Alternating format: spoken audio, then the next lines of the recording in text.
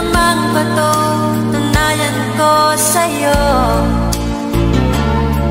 na magmulungkot sa iyong pag